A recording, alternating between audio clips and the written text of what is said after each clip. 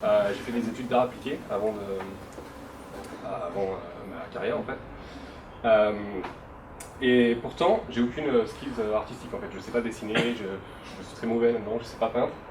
Si bien que si on me demande de dessiner un mouton, je vais vous faire ça et c'est vraiment le mieux que je puisse faire en fait. Pourtant, ça m'a pas empêché au début de ma carrière de travailler comme visual designer, graphic designer dans une agence de com. Et bon, il n'y avait pas besoin de beaucoup dessiner, en fait, c'était des formes qu'on assemblait avec des couleurs, des typos et tout ça, ça se passait bien. Les clients étaient contents. Et pour la petite anecdote, à l'époque, mon boss m'avait dit moi je te vois pas continuer dans une carrière, visual designer, directeur artistique, directeur de création et tout ça. Donc je lui ai dit à l'époque c'est ce que j'ai envie de faire, faire foutre quoi. Mais il se trouve qu'en fait il avait raison, parce que il me voyait plus dans le fonctionnel, l'ergonomie, tout ça. Et petit à petit, en fait, j'ai commencé à bosser, à faire des plateformes SaaS, à faire des applications mobiles, à apprendre un petit peu le product design sur le tas. Après, j'ai lancé ma boîte, j'ai créé un petit peu tout le product design, tout le branding et tout le côté product management de cette boîte-là. Tout ça pour dire en fait que j'ai mon parcours, il est un peu chaotique et j'ai pas eu de cours du UX design en fait. J'avais pas d'approche vraiment rationnelle ni très précise quand il s'agit d'aborder un projet. Si bien qu'à un moment on arrive à taper design process sur Google et pour voir ce qui sort et pour apprendre un petit peu et sa curiosité personnelle. Quand on tape ça sur Google, on tombe sur des choses comme ça. Il y a une multitude de design, de process design, product design. On va vous faire croire que ça ressemble à un bonbon et qu'il y a plein de mots dedans, ou alors on va vous montrer un iceberg en vous disant qu'il y a 5 faces dedans, ou alors on va vous montrer des roues avec plein de couleurs, faire croire que c'est super compliqué et à la fin ça devient super simple. Il y a beaucoup de choses. Chez Blablacar, quand il a fallu choisir un design process, ils sont tous sûrement super bien en fait. C'est juste que quand on ne s'y connaît pas vraiment, quand on n'a pas eu de cours là-dessus, on tombe là-dessus, on ne sait pas trop à quel sens se vouer. Celui qu'on a utilisé chez Blablacar, qu'on a adopté, il s'appelle le Double Diamond. Et avant de vous expliquer un petit peu à quoi ça ressemble, je vais expliquer pourquoi on a voulu adopter un design process en fait, qui soit constant entre chaque designer et qui soit robuste, que tout le monde s'y tienne. Un maximum d'informations en fait sur le problème qu'on cherche à résoudre. Ensuite, on va essayer de le définir le plus précisément possible. Ensuite, on va explorer toutes les solutions possibles pour résoudre ce problème. Il y a sûrement plein de façons en fait, de résoudre le même problème. On va toutes les essayer, c'est un petit peu ce que disait Nico tout à l'heure, et voir lesquelles sont les meilleures. Et deliver, justement, deliver the right solution, qui va être définir des critères, en fait, comparer les différentes solutions pour savoir laquelle est la meilleure et rester sur celle-là, shipper celle-là. On peut le voir dans un autre angle, en fait, c'est des phases de divergence et de convergence. Divergence, on va rassembler des informations ou alors explorer des solutions. Convergence, on va tirer des conclusions ou comparer des solutions et les livrer. Le Double Diamond, il est aussi à mettre en corrélation avec l'expérience qu'a un designer, en fait. Si on prend un exemple de formulaire pour éditer un profil, un designer junior, on va lui demander de créer ce formulaire, en fait. Et donc ça va être de livrer une solution toute faite.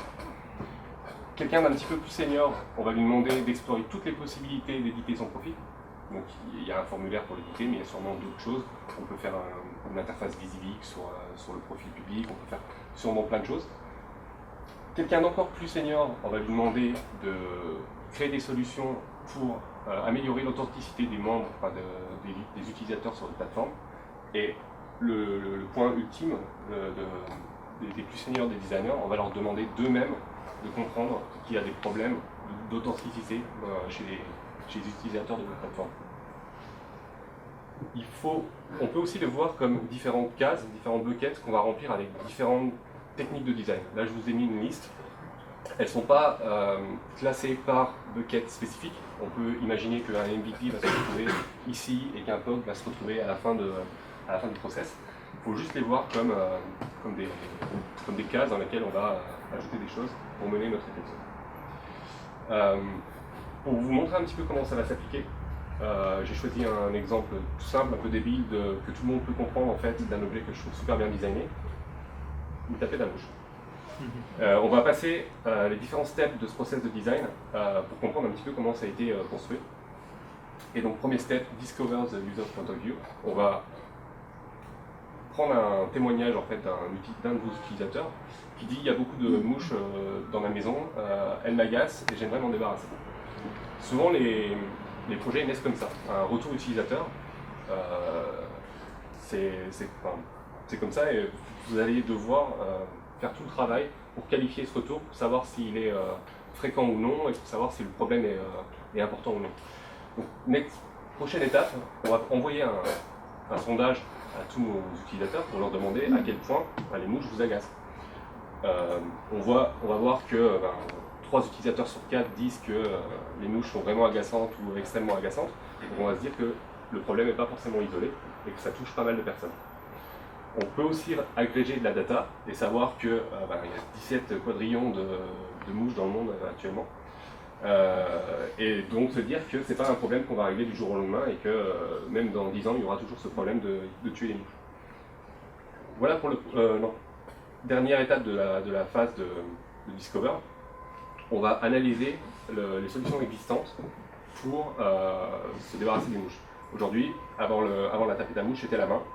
Et on va se rendre compte qu'on n'a que 10% de succès quand on essaie de tuer une mouche à la main, tout simplement.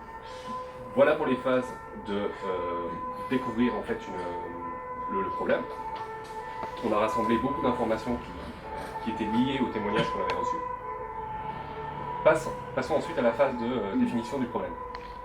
Pour comprendre un petit peu plus pourquoi elles sont agaçantes, on va mener des interviews utilisateurs et donc demander plus précisément à Clara par exemple qui a fait son retour pourquoi vraiment les mouches sont agaçantes. Parce qu'elles font du bruit, parce qu'elles sont attachées elles sont attirées par les gens, elles se collent dessus et tout ça. C'est vraiment chiant. Autre technique pour définir un petit peu le problème, c'est la technique des How Might We Questions. C'est une phase vachement importante en fait qui va vous permettre de formuler le problème de façon super concise et de pouvoir vous y référer au fur et à mesure de votre projet parce qu'il va être super facile, vachement tentant de résoudre des problèmes qui ne sont pas exactement celui-là. On sort toujours du scope en fait au fur et à mesure que le problème vit. On va essayer de vouloir résoudre tous les problèmes de la Terre. Avoir une How Might We Question, ça vous permet de garder le scope aussi minime qu'il était prévu à la base. On peut aussi définir des critères de succès. Et on va se dire que, sur les solutions qu'on va proposer, la solution qu'on va choisir, 3 utilisateurs sur 4 devront dire au prochain sondage que les mouches sont plus un sujet agaçant. Et on veut une solution qui augmente le success rate d'élimination d'une mouche à 50%. Voilà pour la phase de comprendre le problème. Maintenant, on va essayer de le résoudre. Donc la phase de développement. Et là, on va explorer un petit peu toutes les solutions possibles. Et pour illustrer ça, j'ai mis une quote de Julie Duo, qui est VP Product Design chez Facebook, qui vous incite en fait à ne pas sous-évaluer la puissance de brute forcer en fait les solutions. Et si vous essayez toutes les solutions possibles, à un moment, vous serez sûr d'avoir envisagé la bonne. Et donc voilà, pour la mouche, en fait, on peut se dire qu'on va essayer un petit peu tout ce qui est possible. Un designer expérimenté va voir qu'en commençant à dessiner une solution comme une batte de baseball ou un lance-roquette par exemple, que ça ne fit pas du tout avec son problème et donc les éliminer directement. Mais on explore toutes les solutions possibles. Ensuite, une fois qu'on a les meilleurs, qu'on a des solutions pliables sur maquette, sur papier, sur bit, en statique, on va créer un prototype pour pouvoir après les utiliser en user test et pouvoir confronter ces différents prototypes les uns aux autres pour essayer de choisir le meilleur, c'est ce qu'on va shipper. Dernière étape, deliver the right solution.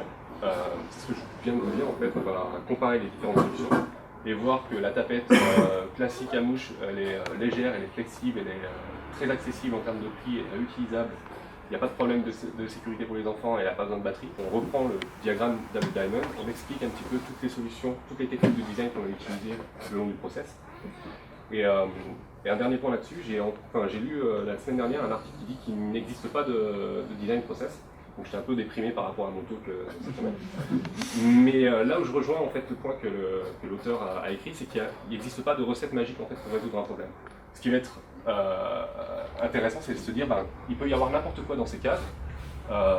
Il n'y a pas de recette magique en fait pour se dire que toute cette combinaison de techniques de design résoudra tous les problèmes. C'est vraiment spécifique à votre problème. Par contre, suivre ce framework de double diamond, de 4 phases convergentes, divergentes.